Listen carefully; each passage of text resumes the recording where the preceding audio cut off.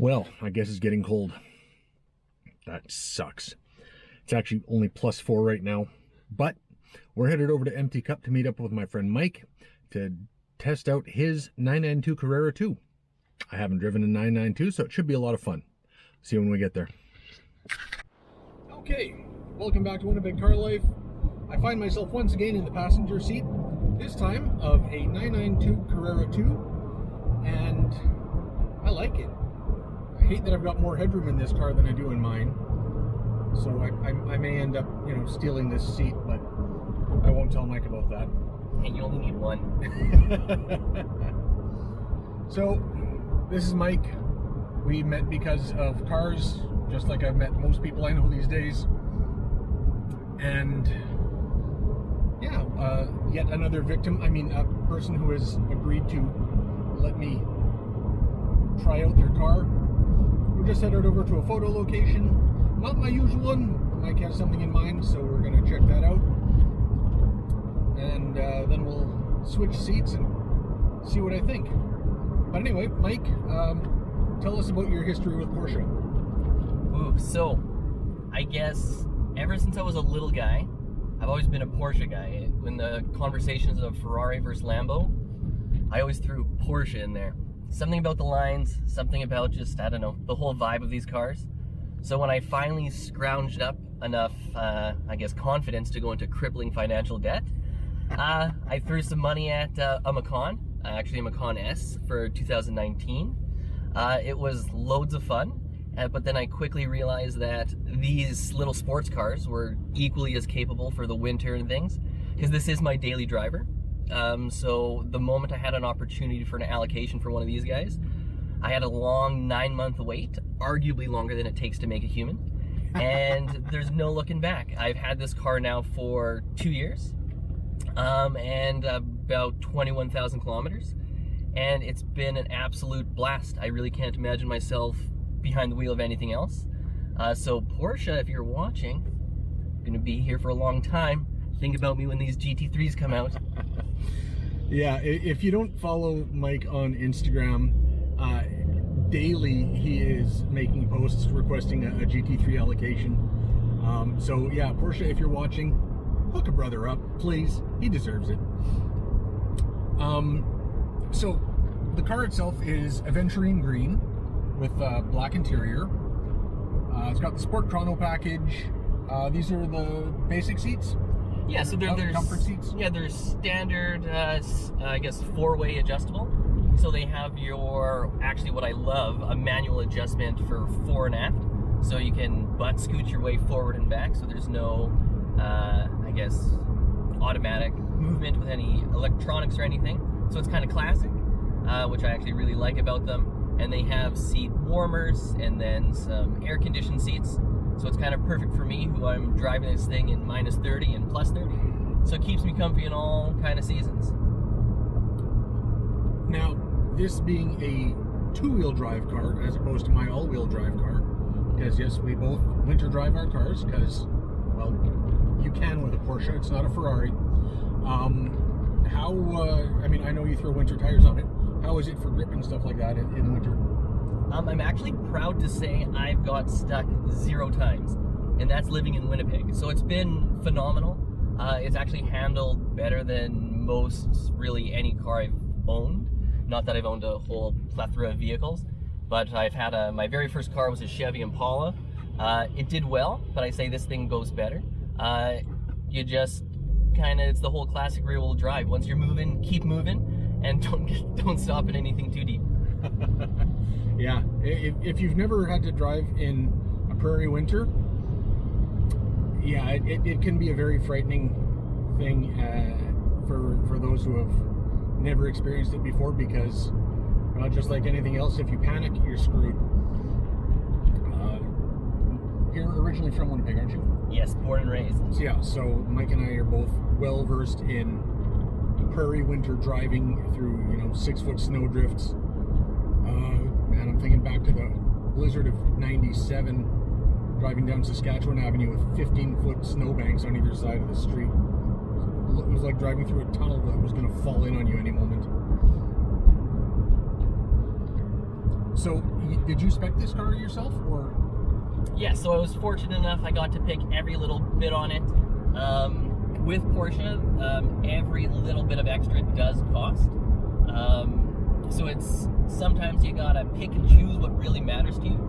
But big things that I chose: the color, the interior color, I should say, interior, exterior, the seats. I got a little bit of performance options, like we mentioned, the sport chrono package, sport exhaust. So I kind of, and then I do have a nice glass sunroof on the top as well. So I didn't go crazy, but I kind of got all my necessities, make it my little perfect go-getter. So, and that's what makes these Porsches so special as well. If you ever get the opportunity to spec one yourself, you can choose everything from interior stitching, you can do custom options, you can get your brakes painted whatever you like.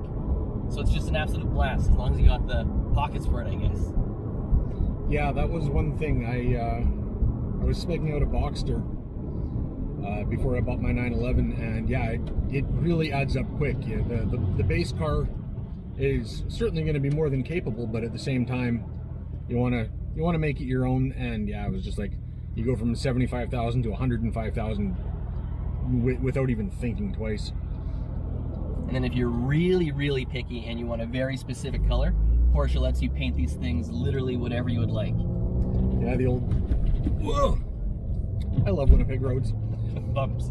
The old paint to sample. All right, well, we are at our photo location, so we're gonna take some pictures, and then we'll hop back in and see what I get to think about.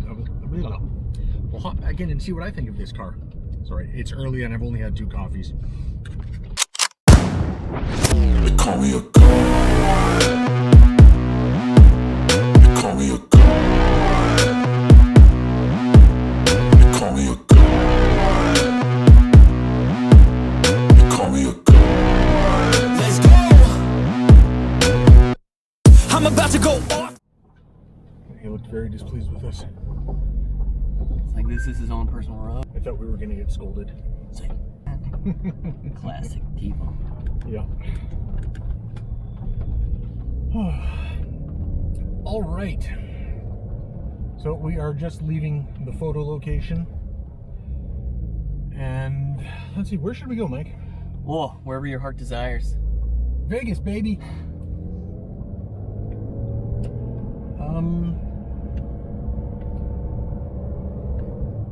There is a place where we can maybe get some fun flybys and drive-bys and stuff. Sounds good to me. Because that sounds like the sort of thing you would enjoy doing. You know me too well. Which is pretty funny, since I know you for, what, 2 years? And most of that was just through Instagram. I feel like these hobbies somehow mesh very well. Don't they, though? Sometimes social media is a power for good. And then other times it puts people like us together and all hell breaks loose. Hey, good for us, bad for others. Now, this is a twin turbo car or single? Yes, twin turbo. So twin turbo, flat 6, putting out on paper, they say 379 horsepower. What it really is, it's only for the dyno to know. But when are we doing that? Oh, I don't know, we gotta find someone with a dyno. Perfect performance. They're just out by Birds Hill. We can make this happen.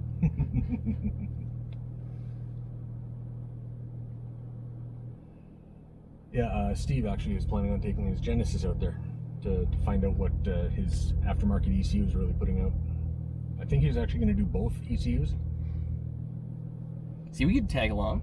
Mm-hmm. I'd be very actually curious to see on paper versus what it's actually putting out. Yeah. Because they always say Porsche gives you that little bit extra. They always undercalculate things. Yeah, same with BMW. My M4 was putting out way more than 444.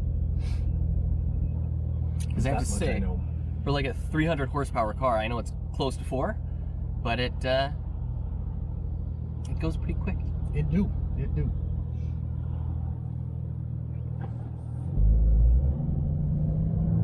And just for your, I guess, driving pleasure, we're currently in sport mode, so you have a little bit of the backfires. when we're, I guess, downshifting and such. So feel free to fiddle with whichever drive modes you like. Oh, I think sport is good. How do we put it into manual? Just use the paddles? Yeah, so use the paddles, and then if you ever miss shift or if you forget to downshift, it does it for you. So it's basically bulletproof. I call that idiot proof, which is perfect for me.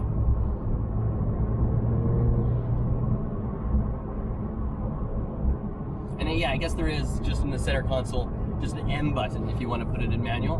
But anytime you hit the paddles, it works the same. Okay. And if you ever want to throw it just into neutral, if you squeeze both paddles at the same time, it puts it into neutral and you can give it some revs. Oh, nice.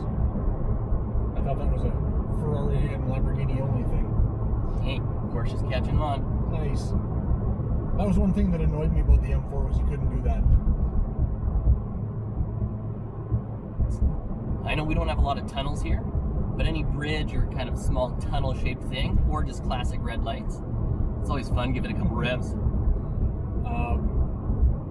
The Higgins Underpass is always my favorite because it's such a tight little confined space. Love to do that on my old GSXR that I had. And that's the thing with all these electric cars coming. I do have to say they have a very unique place, but I'll miss the big crackles and pops. Well, have you not seen the new electric Dodge Challenger? Yeah, I know. This is a 7-speed or 8? 8-speed PDK. Okay. So we've got 2 to go, sorry. Currently in 6th, and even so, it picks up quite nicely. And if we ever get a little bit of more space, the transmission is absolutely lightning, even though this is their base 911.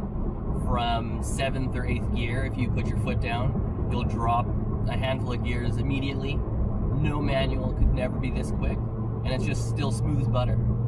Nice. But do you find that, I mean, it happens to me a lot that young kids in like Civics and Subarus pull up and want to race? I have to say more times than I would have thought, absolutely. I don't really know why, because I don't know what the outcome they're expecting. But we do in this city have a pretty substantial police presence for traffic. And I'm not really ever in the mood to get a traffic ticket for racing a Honda. So when are you going to take this thing on a rally? I'm hoping sooner than later. I always plan for something, and it always seems like, well, I shouldn't say plan too much. I always say I'm going to do it, but I actually have to put some plans in motion. Fuel run registration is open. Just saying. I highly encourage anybody watching this, and especially you, if you get a chance, go on a fuel run rally. It's only a weekend. It's not terribly expensive, especially compared to some of the big rallies like Gold Rush. And you just have a blast. The people you meet are genuinely top-notch people. And yeah, it's just so much fun. So I'm going to pull over here and set my camera up. I was wondering when that was going to happen. So I'm going to set my camera up, and I'll get you to do some flybys, and we don't want reverse. Boom, there we go. And see what this thing sounds like with the valves open and. If you have no objection? Oh, I'd love to hear it actually. All right, let's do that.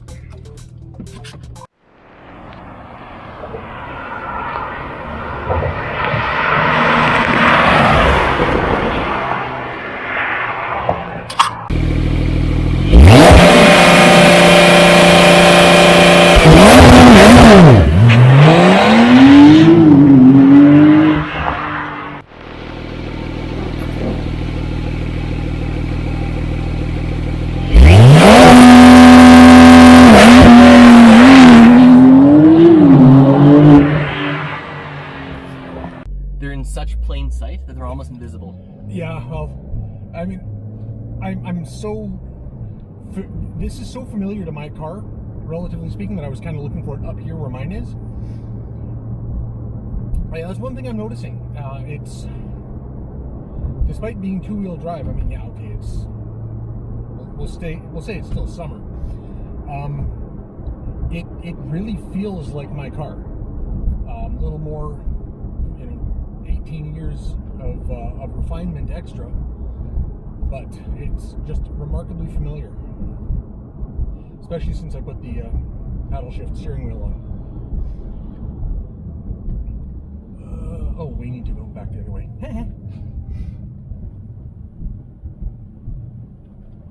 So, any plans for modifications or anything with this car, or? It depends. I'm currently, I guess, waiting for a GTS allocation. So I have a deposit. Just these times we live in, I feel it's impossible to get these cars nowadays. So if I can get one, potentially for spring, I doubt I would do anything too crazy with this thing. If not, maybe lowering the suspension just a wee little bit. But I'm still torn whether or not I would disrupt the ride quality anything too much. Yeah, that's a tough one, especially in Winnipeg because of winter. Yes. And I mean, last year was exceptionally horrid with the ruts and everything, but you kind of got to wonder. I mean, I lowered my M4 and I still winter drove it, but I only lowered it about a half inch. 12.5 mil if you're watching from Europe. And I didn't really have any problems, but that was also a pretty mild winter, so I don't know that it's a fair comparison. But yeah, I want to lower mine too. Because this thing is already like just a little snowplow anyways. Yeah. So the most I think I would ever lower it is like 10 mils, which is, I guess, you can do factory if you get the Carrera S, and the GTS comes like that. Yep. So I would be comfortable, I guess, doing just this little bit of refinement on it just to lower that wheel gap. I do have the smallest wheels and tires you can get on this from factory. So 19s in the front, 20s in the back, and just that front wheel gap. Sometimes I look and I'm like, it'd be nice to just shorten it up just a touch, purely aesthetic wise. Yeah, I totally feel that. I really want to lower mine for that same reason. I mean, it handles perfectly well, in fact, better than perfectly well for a road car.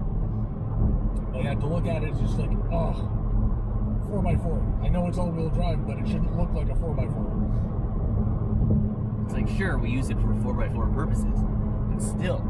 Yeah.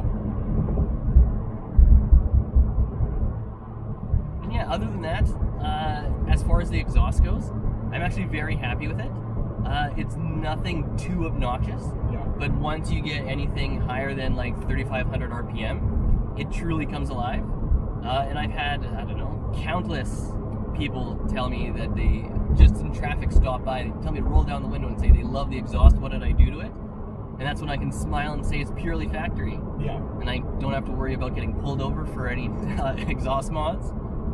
So I'm actually super happy with it. No, it sounds really good. In doing those flybys, it was just nice. It better come through on camera. Yeah, I didn't bring the good mic this time, unfortunately. Well, I mean, other than you, but unfortunately, my good microphone is dead. So, although these things do pick up sound pretty well, so it should be all right.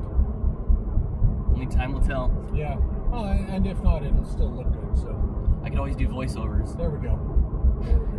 I must be spoiled by all the cars I've been driving lately, like the C8 and the Alpha 4C and this and my own car.